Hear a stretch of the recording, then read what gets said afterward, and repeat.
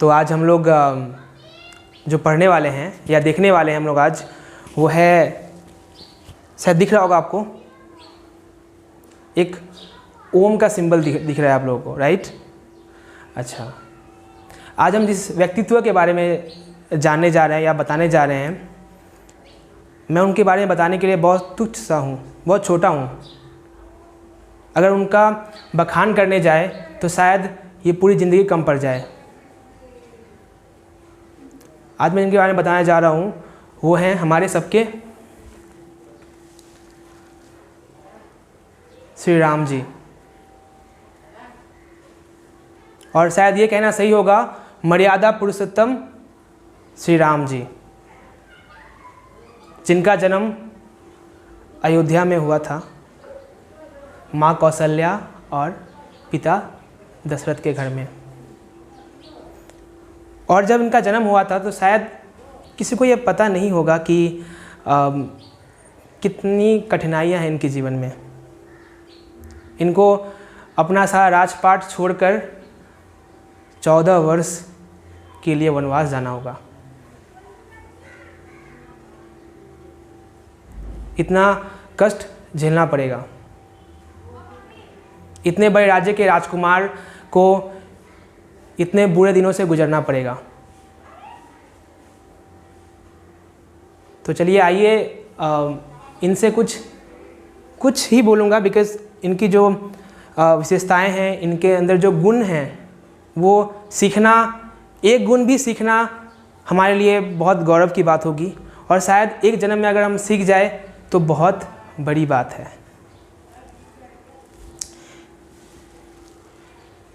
जब दशरथ जी बुलाते हैं श्री राम जी को कि राम जी को और माता सीता को वनवास जाना है कल 14 वर्षों के लिए, तो श्री राम जी ने कुछ नहीं कहा और बोला कि ठीक है, चले जाएंगे। अगर आजकल के लड़के होते तो क्या करते? क्यों जाऊंगा मैं? मेरे छोटे भाई को भेजो। मेरे और भी तो 3 भाई हैं, लक्ष्मण, भरत, शत्रुघ्न। उनको क्यों नहीं भेज रहे हैं आप? मुझे क्यों भेज रहे हैं?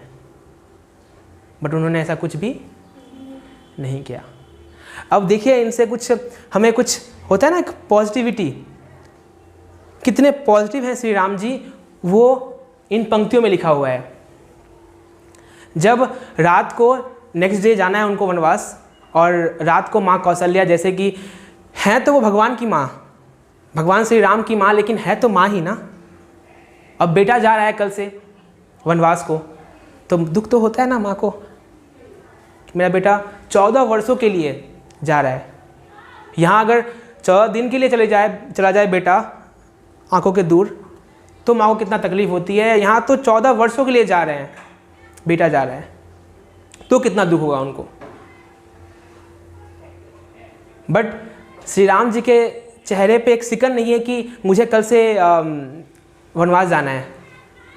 और बोलते हैं, पता है क्या बोलते हैं? वो बोलते हैं श्री राम जी, पिता दिन ही मोही कानन राजू, जह सब भांति मोर बर काजू। इसका अर्थ हुआ कि मेरे पिताश्री ने मुझे पूरा जंगल सौंप दिया है, पूरा मुझे जंगल का राजा बना दिया है पूरा, और मुझे जाना होगा कल से, क्योंकि वहाँ बहुत सारे काम पड़े हुए हैं, मुझे सारे काम करने हैं पूरे।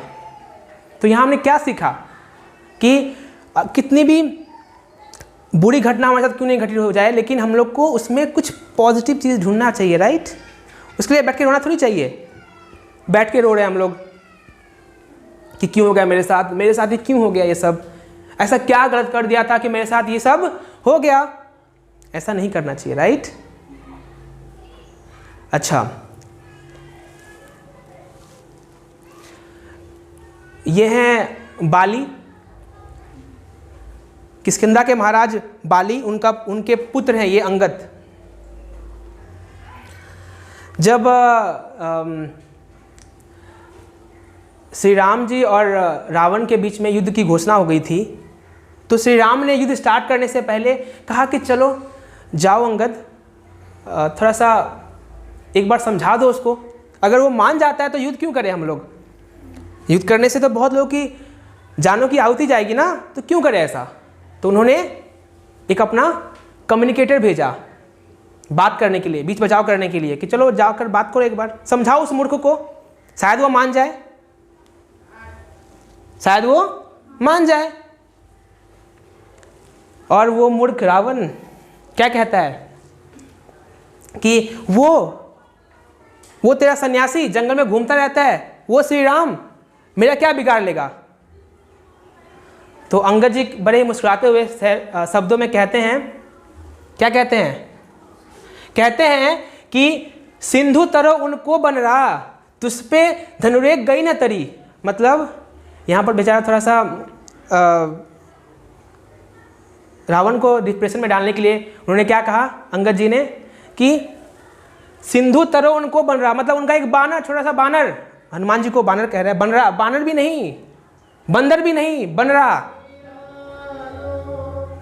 कि उनका एक बन रहा, उसका एक छोटा सा बानर पूरा समुद्र लांग कर तेरी लंका में आ गया, और तेरे से उनके भाई ने एक धनुष से एक लाइन क्या ड्रॉ कर दी, लाइन क्या खींच दी, तुझसे वो पार नहीं करी गई, और तू बोलता है हमारे राम के बारे में बोल रहा है तू। बांधियो बांधत सो न बंधियो, उन बारिधि बांधी के बाट करी। मतलब उन्होंने बांध पे बांध कर तुम्हारे लंका में आ गए श्री राम जी, और तुमसे उनका एक बानर नहीं बांधा गया। उनकी पूरी सेना लग गई थी रावण की बांधने के लिए, और वो बंधाए ना बंधे। तो कहते हैं कि श्री राम जी पूरी सेना के साथ बांध कर तुम्हारे यहाँ पर लंका में घुस गए, तुम्हारे घर को आ गए लड़ने के लिए, और तुमसे एक बानर नहीं बंधा गया, और तुम चला श्री राम जी को बोलने।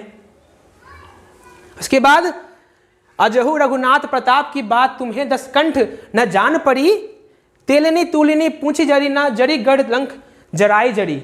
मतलब उस बानर ने तुम्हारा कपड़ा, पता है ना, उनके पूंछ में मतलब हनुमान जी के पूंछ में पूरा बांध दिया था कपड़ा, और तेल लगाकर पूरा आग लगा दिया।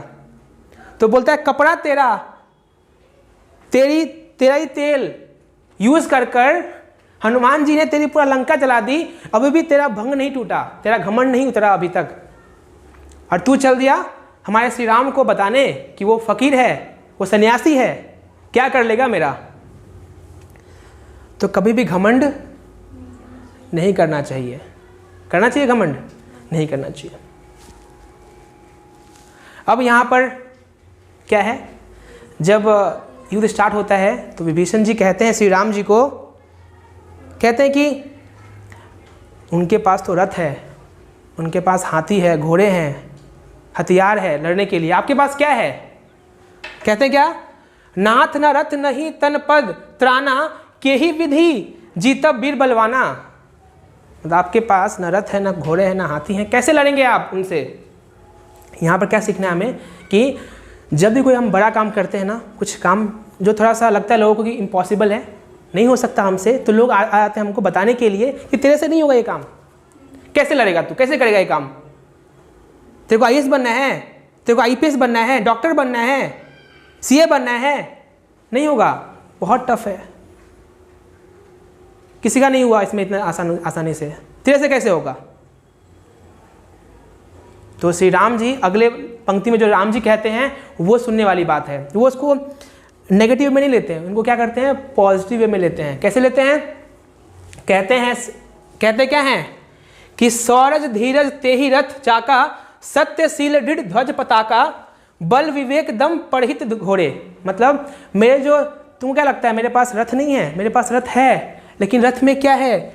सौरज धीरज तेहि रथ चाका। मेरा जो रथ के जो क्या है, रथ के जो पहिए हैं वो किस चीज़ के बने हुए हैं? सौरज और धीरज। सौरज मतलब ब्रेवरी,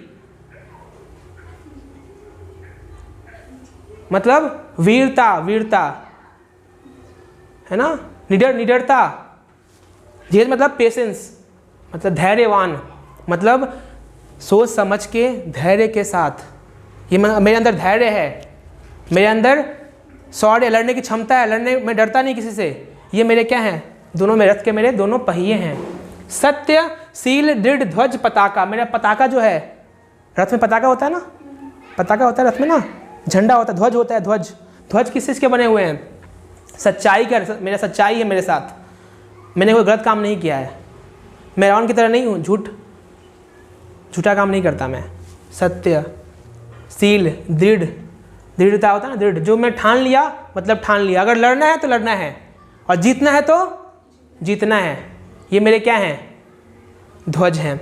बल विवेक दम परहित घोड़े, और मेरे घोड़े कौन हैं? बल विवेक दम, दम मतलब जिसको अपने ऊपर, अपने इंद्रियों के ऊपर कंट्रोल है, अपने मस्तिष्क के ऊपर कंट्रोल है, जो शांत स्थिर बुद्धि वाला है। श्री राम जी नहीं है क्या? सब है उनके पास, यही तो उनका रथ है, उनको और कुछ नहीं चाहिए। चाहिए कुछ? नहीं चाहिए उनको। और श्री राम जी से क्या सीखना चाहिए हमें कि जब वो अयोध्या से गए थे जंगल में, तो कहाँ रुके थे? दंडकारण्य में। दंडकारण्य यहाँ पर कहीं पर है, दंडकारण्य। अब जब से माता सीता को अपहरण कर लिया रावण ने, है ना, तो उनको हेल्प चाहिए था, लोगों से हेल्प चाहिए, कोई ना कोई हेल्प चाहिए ना, हेल्प करने के लिए। अब इतने बड़े शत्रु से मुकाबला करना है तो क्या चाहिए? हेल्प चाहिए। अब वापस घर जाएंगे क्या? अयोध्या जाएंगे वापस? अयोध्या वहाँ से तो अलाउड ही नहीं, जाना अलाउड नहीं है, घर में अलाउड है नहीं। बगल में इनका ननिहाल था, कौशल प्रदेश। माँ का नाम क्या था? इनकी माँ का नाम क्या था? माता श्री का नाम कौशल्या नाम था, तो ननिहाल कौशल प्रदेश। अगर वो चाहते श्री राम जी तो बगल में ननिहाल था, बोलते मामा जी को, बोलते मामा जी कुछ हेल्प कर दीजिए, लेकिन उन्होंने हेल्प नहीं लिया, कभी भी नहीं हेल्प नहीं लिया उन्होंने, हेल्प ना। उन्होंने किससे हेल्प लिया? किष्किंधा में गए, किष्किंधा वानरों की सेना से हेल्प लिया, बाली से हेल्प लिया उन्होंने, है ना, बाली सुग्रीव इन लोगों से हेल्प लिया उन्होंने। वहाँ नहीं गए, क्यों चाहिए मुझे हेल्प? मुझे हेल्प इन लोगों से चाहिए। किष्किंधा से उन्होंने हेल्प लिया और उन्होंने पूरी बानर सेना बनाई। आज उन्हीं की वजह से तो जीते ना, पूरा लंका पे चढ़ाई कर दिया उन्होंने। छोटी सी वानर सेना, क्या था उनमें? कुछ नहीं, बट उनकी सहायता से उन्होंने पूरी लंका पे चढ़ाई कर दी और जीते भी, जीत हासिल की। कोई और सपोर्ट नहीं किया, बट उन्होंने, तो इससे हमने क्या सीखा? किसी को कमज़ोर मत समझो, किसी को भी। कोई भी व्यक्ति कभी भी आपका साथ दे सकता है। मत सोचो कि ये क्या कर लेगा, क्या हेल्प कर सकता है मेरा, ये आदमी क्या हेल्प कर सकता है मेरा, क्या ही हेल्प करेगा मेरा। तो कोई भी कभी भी आपका हेल्प कर सकता है, तो किसी को छोटा नहीं समझना है। अब देखिए यहाँ पर, अब यहाँ पर मैं चाहूँगा कि थोड़ी सी ना महात्मा गांधी के बारे में बताऊँ। महात्मा गांधी, अब महात्मा गांधी जानते हैं आप उनके बारे में? तो जब 1942 में ना महात्मा गांधी ना लंदन गए थे, इंग्लैंड गए थे। उस वक्त वहाँ के जो प्राइम मिनिस्टर थे वो थे विंस्टन चर्चिल। अब उन्होंने कहा कि पता था उनको कि अब तो देश फ्री फ्रॉम ब्रिटिश होने वाला है, मतलब अंग्रेजों के गुलाम से राहत मिलने वाली है देश को। तो उन्होंने क्या कमेंट पास किया उन्होंने? चर्चिल ने कहता है कि ये गांधी अधनंगा फकीर देश चलाएंगे, ये लोग एक टाइम ऐसा आएगा कि ये लोग देश चला नहीं पाएंगे और पानी पर भी टैक्स लग जाएगा, लोग पानी पर भी टैक्स लगवा लेंगे, ये क्या सकेंगे, ये लोग क्या देश चलाएंगे? हम थे तो देश चला रहे थे, अब ये लोग के हाथ में चला जाएगा तो देश क्या चलेगा? देखो, फकीर नाउ पोजिंग एज अ फकीर, हाफ नेक्ड अप, अधनंगा, क्योंकि महात्मा गांधी, है ना, अपने बनाए वस्त्र पहनते थे ना, खादी के वस्त्र। तो पहले क्या लुंगी पहनते थे, ऊपर में एक वस्त्र लगाते थे। लेकिन क्या हुआ, एक बार वो कहीं गांव में यात्रा कर रहे थे, ट्रेन से जा रहे थे, तो ट्रेन कहीं रुकी तो वो पानी पीने उतरे। तो उन्होंने देखा कि एक औरत स्नान कर रही थी, पानी में स्नान कर रही थी और बस वेट कर रही थी कि वो ट्रेन कब जाए और पानी से वो निकले। उन्होंने देखा कि एक ही वस्त्र है उनके पास, उस औरत के पास।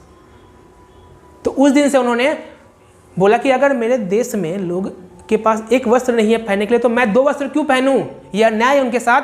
उन्होंने उस दिन से एक वस्त्र पहनना स्टार्ट कर दिया। तो इसलिए वो कहता है क्या, अधनंगा फ़कीर महात्मा गांधी को। और अगर नहीं चला पाया तो क्या बोला, पूरा एकदम सब पर टैक्स लगवा लेंगे ये लोग, ऐसा कहा इसने। घमंड था उसको। और आज देखो हमारा देश किसी का मोहताज है, हमारा देश भारत देश किसी का मोहताज है। और उसी तरह देखो यहाँ पर रावण ने क्या कहा था कि वो फकीर मेरे से क्या लड़ेगा, वो सन्यासी क्या लड़ेगा मेरे से, मारा गया वो। तो हमने क्या देखा कि रावण, हर युग में रावण घमंड में रहता है, हर युग में। इस युग का रावण शायद ये है चर्चिल, और उस युग के रावण थे। हर युग में रावण घमंड होता है और उसका घमंड ही उसको मारता है। कहते हैं ना कि जितना नॉलेजेबल रावण, श्री राम जी नहीं थे उतने नॉलेजेबल रावण थे।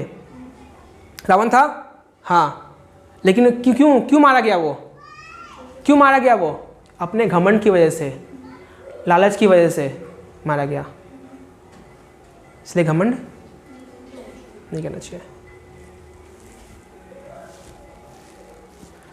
और ये चलिए श्री राम जी के बारे में बोला, आई थिंक बहुत कम बोला, कुछ भी नहीं बोला मैंने। थोड़ा सा अगर मुझे मौका मिल रहा है तो मैं थोड़ा सा माता सीता के बारे में बोल दूँ थोड़ा सा। जब वो जंगल में जा रहे थे तो नदी पार करना था। नदी पार कौन करवाता है, केवट है ये, जिन्होंने नैया पार लगाई थी। तो जब नैया पार लगा दी तो कुछ तो देना पड़ेगा ना उनको। तो उनके पास जब निकले थे तो कुछ नहीं था इनके पास, लेकिन कुछ देने के लिए है क्या इनके पास, श्री राम जी के पास देने के लिए कुछ है नहीं है, तो क्या देते। लेकिन माता सीता को बुरा लगा कि ये तीनों लोगों के स्वामी हैं, इतने बड़े राज्य के महाराज हैं, ये महाराज बनने वाले हैं, राजकुमार हैं ये, और किसी को बिना कुछ दिए निकल जाएंगे।